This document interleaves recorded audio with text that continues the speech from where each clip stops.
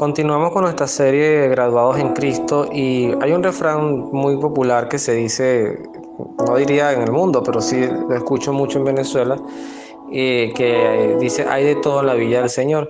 Y generalmente se usa mucho esta expresión cuando se va a hablar de cosas malas y buenas, así como el Evangelio que habla de la cizaña y el trigo, que crecen juntos y que al final serán separados, pero que es deseo de Dios que la cizaña y el trigo crezcan juntos. Y cuando se dice que hay de toda la vida del Señor, es que bueno, hay gente buena, gente mala, pero también hay gente con mucho estudio, gente con poco estudio. Y es la vida de este santo que debo confesar que no conocía, San Alonso Rodríguez, es particularmente emocionante. Permite, aunque es corta, permite hablar de muchas cosas. Primero, ese inicial de su propia vida, de sus orígenes, que habla de esas familias numerosas. Hoy prácticamente una utopía hablar de familias numerosas. Es algo que inclusive no solamente no ocurre, sino que hay discursos educativos de personas que pueden estar en colegios, docentes, inclusive dentro de la misma iglesia, que más bien critican a las personas que tienen muchos hijos sobre pretexto o bajo el argumento de que sencillamente es una irresponsabilidad tener muchos hijos, porque con qué los vas a mantener. Créanme que yo no creo que haya existido una época en el mundo donde tener muchos hijos haya sido mejor que ahorita.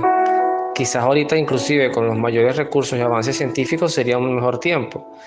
Otros argumentan la sobrepoblación mundial. El punto está en que yo siempre he sido un fiel partidario y creyente de esa frase que además decimos en el credo, se la atribuimos al Espíritu Santo, que es el Señor, que el Espíritu Santo es Señor y dador de vida, lo cual quiere decir que toda vida que viene al mundo viene por Dios y es voluntad de Dios y es útil, ninguna vida estorba. Y más cuando nos damos cuenta que aunque la humanidad esté cargada de muchas personas, cuántas personas hacen el cambio para bien, cuántas personas dan una vida productiva, próspera, de transformación, en realidad se cuentan con los dedos. Entonces, sin duda, la vida en la abundancia y donde hay vida, pues hay presencia de Dios, porque el mismo Cristo se definió como camino, verdad y vida. Entonces, donde hay vida y Dios, es un primer elemento a destacar acá. Otro punto importante que me gustaría destacar es lo que son los negocios familiares o las aspiraciones de los padres con respecto a sus hijos. Fíjense que el papá de Alonso era un comerciante, era un hombre que trabajaba el comercio. Y por añadidura, y más en estos tiempos donde antes de la revolución industrial, pues sencillamente lo que trabajaba el papá lo hacía el hijo. Si el papá era zapatero, el hijo también. Si el papá era sastre, el hijo también. Si el papá era comerciante, el hijo también. Aquí no era la excepción, pero aquí se denota algo importante. Y es que efectivamente, fíjense que aunque el padre era un comerciante estable, un hombre de experiencia, a Alonso no se le da bien el tema del comercio.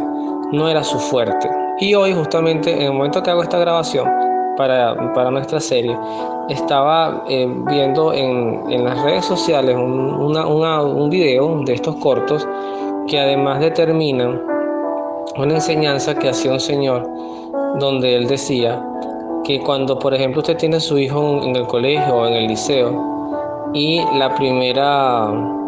el hijo saca, por ejemplo, para que lo entendamos todos, 20 en literatura y saca 10 en matemáticas, generalmente el profesor, el representante le va a buscar un profesor para las matemáticas, porque es donde muestra deficiencia.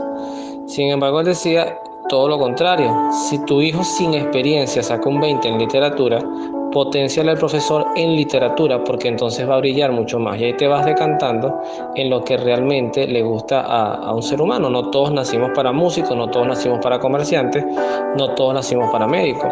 Entonces, este es otro punto importante que a los padres nos invita siempre a identificar, que no son nuestras expectativas ni nuestros deseos lo que debemos forzar a nuestros hijos, sino ir descubriendo en ellos sus propias habilidades y a partir de ellas pues introducirlos en la vida. Pero también esto aplica para la fe cristiana. No todos los hijos es verdad que están llamados a ser catequistas o músicos para cantar en las misas, pero también puede ser que haya alguno que esté llamado por Dios para una vocación sacerdotal y con el mismo sarcasmo con lo que se habla de las familias numerosas, muchas veces los padres nos burlamos de esas vocaciones o las apartamos o las expresamos con mucha tristeza. Entonces es importante eso como una segunda enseñanza. Tenemos que saber identificar y acompañar los talentos que al final Dios establece en cada ser humano para que las personas puedan ser lo que realmente Dios quiera que sean. Esto no tiene nada que ver con temas de mundo, esto tiene que ver con un tema existencial. Yo vine al mundo a hacer el bien. San Pablo lo dice, no todo el mundo nació para ser cabeza, hay unos que son pies, otros que haciendo la comparación con el cuerpo. Todos son importantes y lo importante es que cada quien, descubriendo su misión existencial, se potencia en ese camino y eso da felicidad. Las personas que no hacen lo que les gusta o para lo que sus habilidades están llamados a hacer, van a ser personas infelices porque no están practicando en cierta forma ese potencial que Dios depositó en ella. Un tercer punto importante es lo que yo definiría como la poda de la vida. Fíjense ustedes, hay un elemento importante. Alonso se casa, Alonso tiene 2 hijos, luego se le muere un hijo, se le muere la esposa, al poco tiempo se le muere su otro hijo y se le muere su mamá. Eso literalmente es como una poda. La voluntad de Dios es muy compleja. Cada día que nosotros vivimos con las personas que vivimos es una bendición y una riqueza. Pero puede llegar un momento en que nosotros pasemos por un proceso de poda. Y ahí un poquito uno recuerda las palabras de Jesús cuando él decía, dichosos aquellos que dejan padre, madre, esposa o hijos por el reino. No voy a decir que Alonso en su momento deseó todas estas muertes. Además, hay testimonios de santos como Santa Rita de Casia, que también muere su esposo, muere sus hijos y luego entra a una congregación. El mismo San Agustín, que tiene a Deodato, pero al tiempo pues San Agustín termina consagrándose y siendo sacerdote. Y así testimonios de personas que aunque hayan tenido una experiencia de vida familiar, matrimonial, de esposos, pues luego terminan viviendo otras realidades. Y en este punto en particular, no me deja de llamar la atención que pareciera que directamente al quedarse solo, viudo, sin sus hijos, el camino era la vida consagrada con los jesuitas, pero tampoco se le hizo fácil por esa vía. Era un hombre de una edad avanzada, era un hombre de pocos estudios, era un hombre con una salud muy frágil y la respuesta inmediata era un no. ¿Qué tan acertado fue ese no? No lo sé. Yo a veces siento que con el pasar del tiempo hay cosas en la vida espiritual y cristiana que no sé si el término que voy a decir es correcto, pero se han burocratizado demasiado. Yo cuando uno ve los testimonios de Jesús reclutando apóstoles, uno no veía a Jesús haciéndole, obviamente voy a decirlo en un tono quizá un poco sarcástico, pero Jesús nació un perfil 20 en un examen psicológico. Jesús agarró hombres, pescadores de diferentes edades, que sencillamente abrazaba la voluntad de querer servirle y bueno, sobre esas bases se construyó nuestra iglesia. Tenemos que a veces revisar cómo son nuestros procesos de reclutamiento y selección. Por una parte le pedimos a Dios constantemente vocaciones, Señor, danos vocaciones santas, pero a veces no todas las vocaciones van a llegar con muchachos de 16 años recién graduados de bachiller, con una salud robusta y con buenos deseos. A veces la vocación también va a llegar de personas con una vida golpeada, con una vida de tropiezos, con una experiencia de vida de diferentes formas, como una María Magdalena, que en el Evangelio tiene muy mala reputación de origen, pero terminó siendo una gran santa. No olvidemos la figura de Pedro, un hombre importante, importantísimo, siendo la primera piedra de nuestra iglesia, pero además un hombre que, siendo esta figura tan importante, negó a Cristo 3 veces, y al habernos negado 3 veces, pues Cristo después de la resurrección le pudo haber dicho, ¿sabes qué?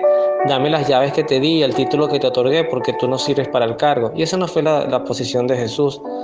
La posición de Jesús fue una posición de misericordia, de perdón, de sanación. No hay una edad perfecta para las cosas. Hay un tiempo perfecto que es la voluntad, que es el deseo de amar a Cristo y hacer cosas grandes por Él. Entonces, Alonso termina de portero. Es algo bien particular porque yo aquí he hablado de muchas personas, he hablado de seglares, de abogados. La semana pasada hablamos de Tomás Moro, he hablado de abogados, de religiosos, de hombres ermitaños, pero no había nunca tenido la experiencia de hablar de un portero. Y un portero que por casi, creo que dice el texto, 40 años, esa fue su función. Y el, todo, al final, Dios, que es tan maravilloso, nos dice algo que decía San José María Escrivá de Balaguer, que todos podemos ser santos desde la cotidianidad de las cosas que hacemos, desde nuestras actividades cotidianas, de nuestro día a día. Creo que Alonso nos enseña eso, que no todos vamos a tener siempre un camino de rosas, que hay personas que les toca, eso lo he dicho en varias oportunidades, hay personas que les toca vivir la experiencia de una vida de cruz. Esa vida de cruz constantemente es una vida puede ser de enfermedades, de necesidades, de no tener casas estables. Yo he conocido personas que en una buena parte de su vida tuvieron que transitar de casa en casa, no tenían estabilidad de hogar, después sí la tuvieron con el tiempo. Hay otros que la salud les ha golpeado durante toda su vida muy mal y nunca pudieron tener espacios largos de salud. Hay otros que les ha tocado ser cirineos, acompañar a estas personas, y sin embargo todo eso es parte de la vida. No olvidemos que Cristo fue un hombre, siendo Dios, se hizo hombre, se encarnó y conoció el camino del sufrimiento, de la misión, del desgaste, del cansancio, porque evangelizar caminando ciudades, aldeas, a veces sin la garantía del comer, a veces durmiendo quizás en lugares incómodos, tampoco era una vida de rey, de palacios, pero además le tocó luego culminar su vida con un sufrimiento inenarrable, de mucho dolor, de mucha angustia. Así que creo que esta es una oportunidad para que todos nos planteemos desde nuestras propias vidas, qué estamos haciendo con nuestras vidas, cómo estamos llevando nuestras vidas y cómo vamos aceptando los golpes que a veces en la vida tenemos, siempre de la mano de un Dios que nos ama, que nos abraza, que nos permite seguir con Él y decir que a pesar de que caminemos por lugares difíciles, Él siempre va a estar con nosotros. Que Dios los bendiga, nos vemos en la oración.